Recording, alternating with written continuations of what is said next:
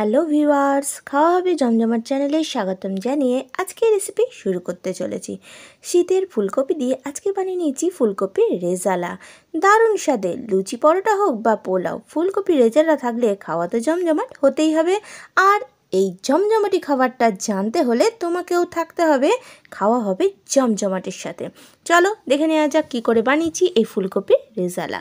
আমি এখানে ফুলকপি নিয়েছি আর ফুলকপিগুলোর একটা করে ফুল আমি কেটে নিচ্ছি। খুব বেশি বড় সাইজও নিচ্ছি না, আবার খুব ছোটও করব না, সেম সাইজ করেই আমি ফুলগুলোকে কেটে নিচ্ছি। তোমরা এরকমভাবে ফুলগুলো কেটে নিতে পারো, তবে এর থেকে ছোটো বড় ইচ্ছা হলেও করতে পারো, কিন্তু একই রকম হলে মাঝারি সাইজ ফুলকপির রেজালাটাই বেশি ভালো হয়ে থাকে। তাই আমি মাঝারি সাইজ ফুলকপিগুলোকে কেটে নিয়েছি। এখন আমার মোটামুটি সমস্ত ফুলকপিটা কেটে নেওয়া হয়ে গেছে।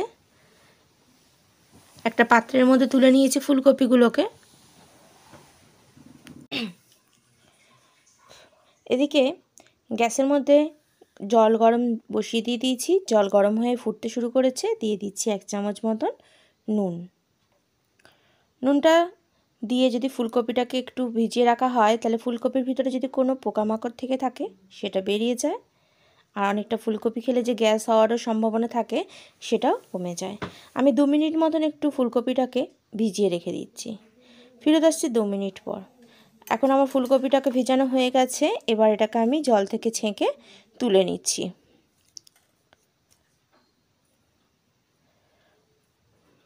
রেসিপিটি যদি ভালো লেগে থাকে, আমার চ্যানেলে নতুন বন্ধু হয়ে থাকো, আজকে ভিডিওটা দেখছো, চ্যানেলটিকে সাবস্ক্রাইব করে নিও। আর পাশে থাকা বেল আইকনটিতে অবশ্যই ক্লিক করো, যখন যে রেসিপি আপলোড করব তার নোটিফিকেশান সবার আগে তোমার কাছে পৌঁছানোর জন্য। কড়াইতে আমি তেল দিয়ে দিয়েছি, তেলটা গরম হয়ে গেছে। আর এখন আমি জল ঝরিয়ে রাখা ফুলকপিগুলোকে দিয়ে দেবো।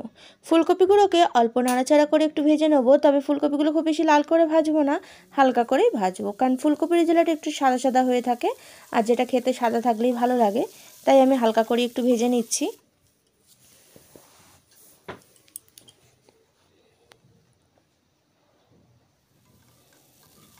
গ্যাসের ফ্লেমটাকে এই সময়তে আমি লো টু মিডিয়ামে রেখেই ভাজছি। তো আর ফুলকপিটা ভাজা হোক, একটা মিক্সিতে পেস্ট বানিয়ে নিচ্ছি। টমেটো নিয়ে নিয়েছি 2টো, আর নিয়েছি আদা আর কাঁচা লঙ্কা, এর একটা পেস্ট বানিয়ে নিচ্ছি। ফুলকপিটা দেখো এখন অনেকটা হালকা কালারে একটু আসতে শুরু করেছে। আর 2-3 মিনিট মতন একটু নাড়াচাড়া করে ফুলকপিটাকে আমি এখন নামিয়ে নিচ্ছি। মিক্সির বাটিতে আর একটা পেস্ট বানিয়ে নিই। তার জন্য দিয়ে দিলাম কাজু, দিয়ে দিচ্ছি 1 চামচ মতন পোস্ত, দিয়ে দিচ্ছি 2 চামচ মতন সাদা তিল, দিয়ে দিচ্ছি দারচিনি 1 ইঞ্চি, দিলাম জায়ফল সামান্য একটু 1/4, দিলাম 2টো এলাচ, দিয়ে দিলাম লবঙ্গ,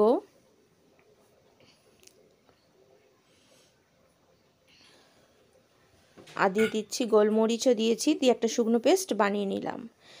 এখন এর মধ্যে আমি দিয়ে দিচ্ছি টক দই। এখানে আমি 4 চামচ মতন টক দই দিয়ে দিলাম, আর দিয়ে দিচ্ছি একটু জল, দিয়ে এটার একটা স্মুথ পেস্ট বানিয়ে নিচ্ছি।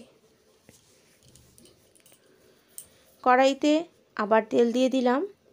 তেলটা একটু গরম হতেই এর মধ্যে ফোড়নের জন্য দিয়ে দিচ্ছি শুকনো লঙ্কা 2টো, দিয়ে দিলাম দারচিনি 2 ইঞ্চি ছোট করে পিস করে নিয়েছি, 2টো এলাচ ফাটিয়ে দিয়ে দিলাম, দিয়ে দিলাম 2টো লবঙ্গ, আর দিয়ে দিচ্ছি জায়ফলটা, যেটাকে জয়িত্রী বলা হয়, এটাকে গুঁড়ো করে দিয়ে দিলাম। একটু হালকা নাড়াচাড়া করে নিচ্ছি। এখন দিয়ে দেবো এর মধ্যে সাহা জিরে। এবার ফোড়নগুলোকে একটু ভেজে নিচ্ছি।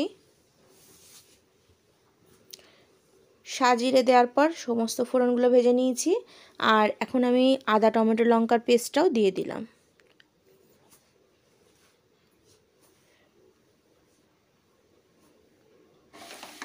মশলাটা কষিয়ে নিচ্ছি। মশলা থেকে বেশ তেল রিলিজ হওয়া শুরু হয়ে গেছে, আর একটু নাড়াচাড়া করে এটা কষিয়ে নিচ্ছি আমি। এখন দিয়ে দিচ্ছি ভাজা জিরের গুঁড়ো, শুকনো কড়ায় জিরেটা ভেজে নিয়ে সেই গুঁড়োটা আমি এখানে 2 চামচ দিয়ে নিয়েছি।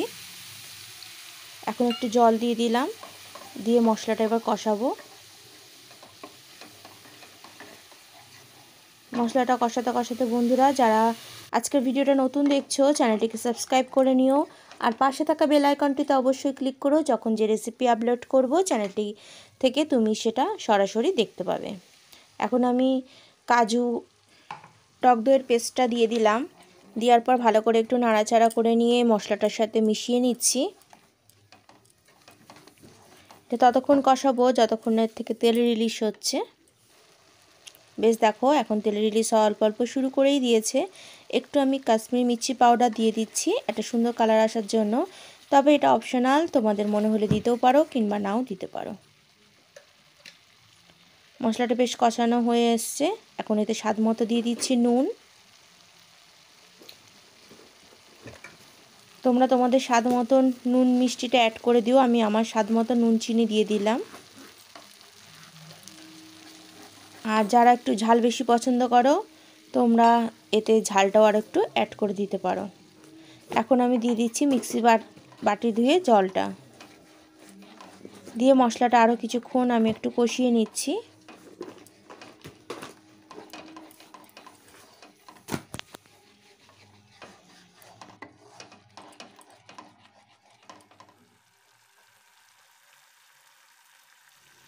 মশলা থেকে সুন্দরভাবে তেল রিলিজ হওয়া শুরু হয়ে গেছে, মানে মশলাটা আমার কষানো পুরো কমপ্লিট।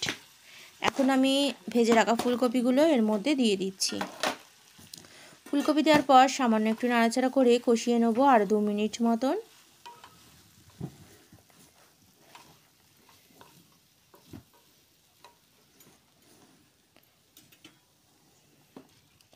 এখন একটু গরম জল অল্প করে দিয়ে দিলাম।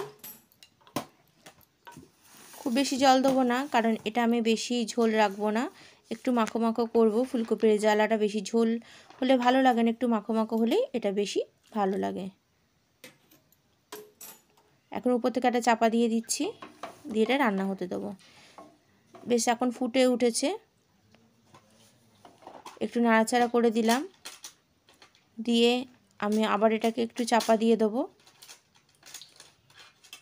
উপর থেকে একটু আমি গোলাপ জল 1 চিপি মতন দিয়ে দিলাম। রেজালাতে একটু গোলাপ জল দিলে বেশ খেতে ভালোই লাগে।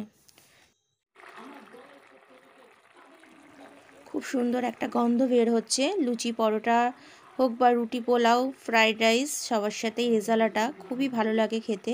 একবার হলেও বাড়িতে বানিয়ে দেখতে পারো, আশা করি তোমাদেরও ভালো লাগবে। রেডি আমার আজকের ফুলকপির রেজালা। ফুলকপিগুলো দেখো কত সুন্দর গোটা গোটা রয়েছে, আর কিন্তু ভিতর দিয়ে পুরোটাই নরম হয়ে গেছে, আর দেখতেও বেশ ভালোই লাগছে, আর খেতেও সত্যি খুবই সুস্বাদু হয়েছে। আজ তবে আসি বন্ধু, আবার দেখা হবে অন্য কোনো দিন অন্য কোনো একটা রেসিপি নিয়ে ঠিক দুপুর 3টের সময়। ভালো থেকো, সুস্থ থেকো, পাশে থেকো, খাওয়া হবে জমজমাটের সঙ্গে থেকো। আর নতুনত্ব কোনো রেসিপি জানতে হলে অবশ্যই কমেন্টসে জানিও, আমি চেষ্টা করব তোমাদের সেই রেসিপিটা বানিয়ে দেখাতে।